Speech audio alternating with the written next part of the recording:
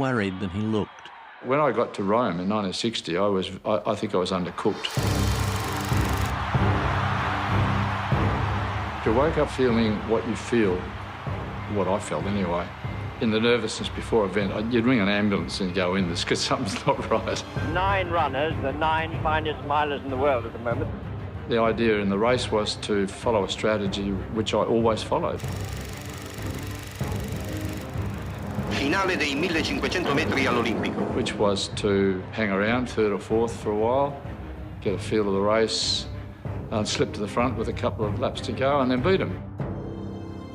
The gun went. And off they go, the 1500 metres. This guy in a blue singlet charged out at 1,000,000 miles an hour. I didn't even know what country he was from, much less who he was. He was a Frenchman. And Elliot hasn't bothered to go straight away into the lead. So he ran like a crazy man for about a lap and a half. And I knew the pace that he was setting was faster than I would have felt comfortable with if I'd been setting it myself. So when we got to the halfway mark, I felt pretty tired. And this was the point where I was going to make my move. And where is Elliot? Elliot is, as we thought, lying very comfortably in 4th place. Because I felt pretty tired, my positive attitude was being challenged. And I expected the voice to come up to my head saying something like, "You've been training for 4 years, you've made huge sacrifices, this is the time for you to move and show the rest of the world what you're made of." A very fast race already. It wasn't that voice that came up into my head at all. This voice came up and said, "Herb, you're buggered." So there was a negative voice suddenly emerged, so powerful. And it advised me very quickly to change my strategy. It said to me, "You're buggered, you idiot if you go to the front right now. You hang back here in 2nd or 3rd place and just see how you go for the next 3/4 of a lap. Don't take the risk of going to the front." And because in my training, every day that voice was talking to me, and in my training I had learnt to totally ignore it, not easily, but ignore it, I instinctively ignored it in the race. But Elliot has now got into the lead with 150 yards to go to the bell. But if I hadn't practiced it 1,000,000 times in my training, it would have dominated my thinking in the race.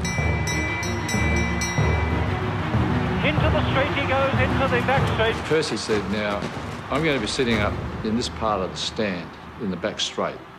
And when you get into the back straight in the last lap, if you look as if you're going to break the world record, or you look as if you're going to get beaten, I'll wave the towel."